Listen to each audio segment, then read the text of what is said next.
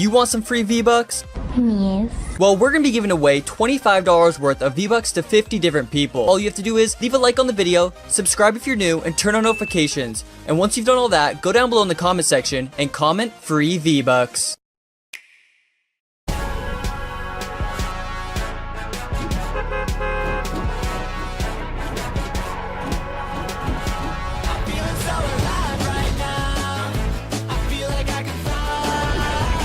Fortnite Battle Royale.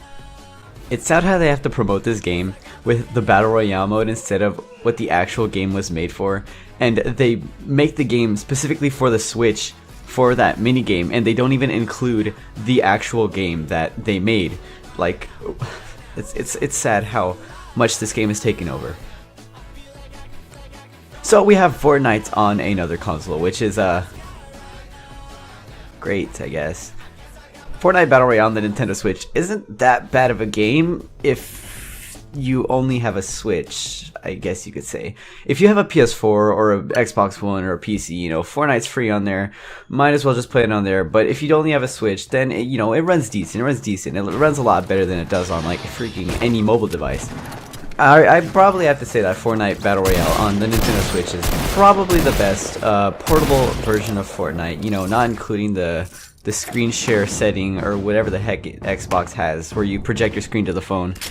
The Fortnite on Switch actually runs pretty dang well, you know, considering you could take it on the go and still play it with an actual controller, you know the Joy-Cons. So you could actually use those as controllers, and it helps a lot more than using your fingers on your phone.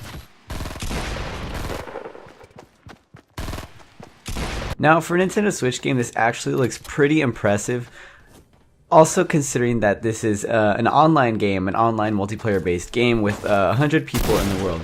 Now, this game is, you know, it has a resolution. It's not 1080p actually. It's not. It doesn't run at 1080p display. It's actually like a 1600 by 900. Yeah, not 1080p. And also the lowest native resolution, which is pretty much like undocked, is 1280 by 720p, which isn't bad. The game is both docked and undocked locked at 30 FPS, which isn't bad either. That's pretty good, pretty decent. But there are some notable dips whenever you're dropping at places like Tilted Towers, which is, you know, we saw that coming.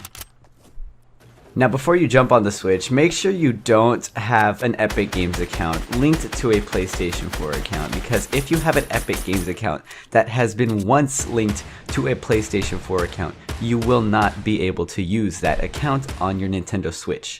You will get a notification saying that the account you are trying to link is related to an unsupported device, mainly because PlayStation doesn't allow crossplay with, you know, Xbox One and Switch. So you won't be able to log into your Switch using your Epic Games account, so you'll have to create a new one like I did. And since I didn't have my Epic Games account linked, I can't use my Battle Pass missions. I don't have all my skins, I don't have my emotes, I don't have my V-Bucks. I lost everything, so I'm restarting from level 1, and you know, I'm a stinky old default skin, but I mean, it's whatever. I could just play the game on my computer anyways.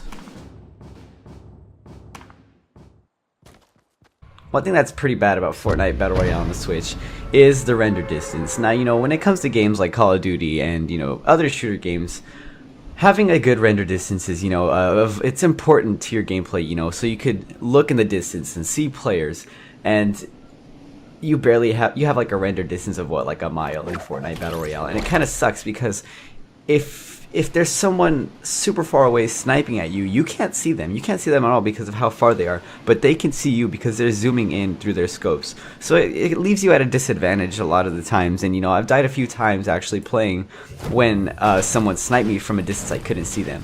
So that's one thing that kind of sucks. Hopefully they'll update it and, you know, kind of patch it up a bit for the Switch, but as of right now, things are still, you know, being checked up on by, I don't even know how to, I don't even know. This game is just, Fortnite's just bad in general. Another thing that's kind of bad about the game is the lag. You know, lag. It has nothing to do with internet. The game, in-game, it has its own, you know, server lag, and it happens constantly. If you're playing in a 50v50 round and you zoom in on someone, you see them run choppy and their characters rubber band all over the place. And it's not your internet, it's the servers, it's the console's issue that, you know, that you can't fix Only they can fix it. So it kind of sucks when you're trying to snipe someone, they're rubber banding all over the place and you can't hit them. It just, the game's still pretty buggy, which is to be expected for a game that released on announce date. But it's actually still a really solid game, and it's really good for those people who want to play it on the go and don't want to use touchscreen, the stupid thing that Fortnite Mobile has, touchscreen. Yeah, nobody wants to use that. So Fortnite on the Switch is a great version, a great handheld version of the game. And you could also sync up your Pro Controller, which actually controls a lot better than the Joy-Cons, in my opinion. Some people prefer Joy-Cons. I prefer the Pro Controller. Either way, guys, they still work great. Now that was it for this short little review, guys. Let me know what you guys thought. Let me know if you guys got your hands on Fortnite Battle Royale on the Switch. Let me know what you guys thought about the game. I'm the original gamer. And do you want some free V-Bucks?